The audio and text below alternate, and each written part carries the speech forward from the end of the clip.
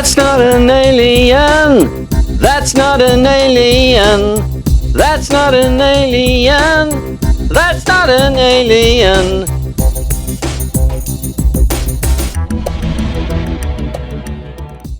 Books for me are more a sort of just a temporary description. It's like, well, here's what's going on, and if you like that, then eventually you can see the movie version and you'll see all of this stuff happening. You'll see the spaceships and the alien planets and people going to war and all sorts of stuff like that. So just imagine it. You know, it's nice for people to imagine things, but I do like to get a bit descriptive. So that's why I started putting drawings in my books. When I started, I was doing short stories, and I would put pictures in there whenever I could. Well, I like drawing. I've always been drawing things. When I started this book, I thought to myself, well, it's a book about aliens, so I better draw the aliens and draw some spaceships. I'll be honest, there was the possibility that if the book and the TV show became big, then I could sell model spaceships. I once did a documentary on Star Wars when there was an exhibition in town, and one thing they had was a big retail store in the museum full of Star Wars stuff. And I filmed some of it, and I would have loved to have bought it. There was a Millennium Falcon.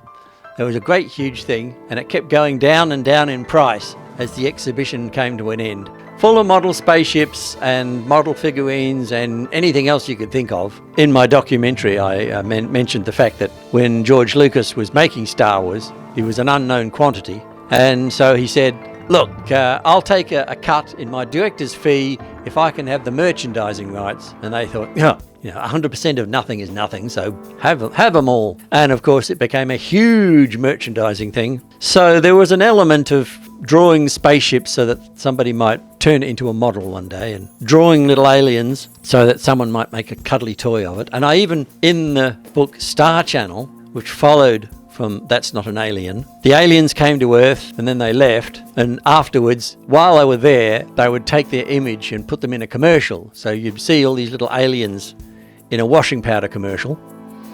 But then after they left, they made a sort of alien TV show, and there were flying aliens, and you could buy the merchandise from the TV show. They saw the purple luggage, so they made a sort of purple school bag and a purple backpack and things like that. And at one point, one of the characters has a purple backpack, and one of the aliens sees it and says, "Oh, you've had a baby!" No, it's my backpack. And then a purple luggage goes and steals it, as if they think, oh, this is my child. What are you doing with my child? Or something like that. I don't know. So a purple backpack steals a toy purple backpack and won't give it back. The irony, the full circle. So imagery is always good. When I was at college the first time doing multimedia, I was doing a thing called 3D Max, which was creating things in 3 dimensions.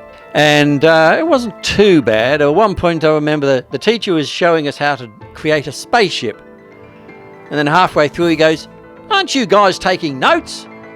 And I said, "Oh, I thought you were going to give us some notes and have detailed instructions on how to do everything you just said." No, you got to take your own notes. I thought, oh, God damn it. What the hell were you talking about? What was that?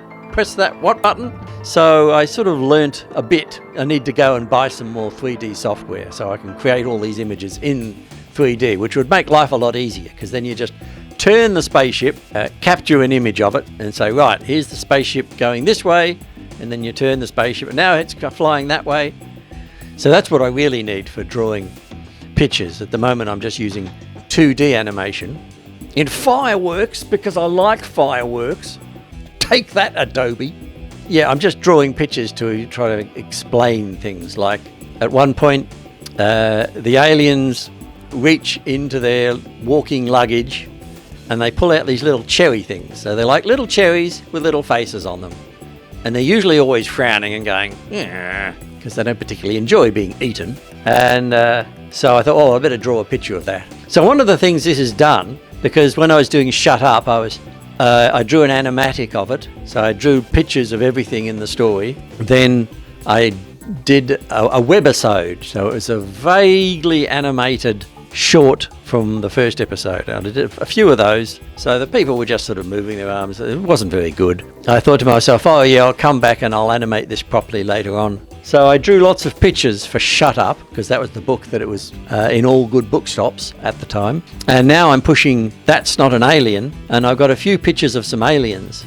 So now, making these videos, trying to get them out once a week, suddenly I'm thinking, oh, well, I can't just sit here talking. I don't want people just looking at me talking the whole time. I've got to put some pictures in there to make it more interesting. To save me 1,000 words, I'll put one picture of a spaceship. So now I've started drawing pictures for That's Not an Alien, which often means I just take a character from Shut Up, change their hair a little bit, change their eyes a little bit, change what they're wearing, and say, right, now this is Gina or Glenda or Melody. I had a picture of a car, so I turned it into an open-top stretch limo, and I put the aliens in there and said, right, that's for the scene where they're in the peace parade, and there's a bad guy with the gun who wants to shoot them, so I thought I'd better put him in there.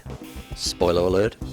Oh, don't say spoiler alert afterwards. Now you've spoilt the spoil. Yeah, as usual, I get carried away. I mean, like, at one point I mentioned Harry Potter, and I think, oh, I've got a nice interview with Daniel Radcliffe on the red carpet at the AFI Awards. I can stick a shot of Daniel Radcliffe in there, and that'll look really good. Or it'll impress people or something. I don't know. I mean, you're trying to impress people. You're trying to get people's attention. You put out a video, you're just sitting there, I wrote a book and it was really interesting. So having images, telling jokes, music, video, anything just to make it more interesting and attract the attention away from somebody who's looking at somebody else's video. Somebody's made a video about their book and it's just a talking head going on about like this, and then the boy and the girl, and they get together and they fall in love. So I'm trying to steal their audience away and think, oh, his videos are much more interesting. I'll watch his. I'll like and subscribe to his videos, and that'll push up the YouTube algorithm, etc., etc., and that'll get the attention of the publishers. And of course, the publishers might be looking at my videos and they'll think, what are you talking about with these aliens and their walking luggage? So then they can see a picture of it and think, oh yeah, that's interesting. Yeah, we could turn that into a character in a film. I could see that happening. Yes, we'll put in a call to Weta to do the special effects, that kind of thing. I keep drawing pictures and I keep putting things in my videos. Like, I'm talking about war. I haven't actually been to war personally. When I was at uni, I made a short video and I had some pictures of some planes flying in formation on Australia Day, and I had pictures of a fire with smoke belching everywhere. So I thought, oh well, I'll put the two of them together and it'll sort of look a bit warlike. And I visited a naval ship and I took pictures of the guns and the missiles and stuff on the ship, and I thought, yeah, that'll look good for war. Just something visual, rather than just me saying the word war or saying the word spaceship. Anyway, I'll go back to drawing alien spaceships.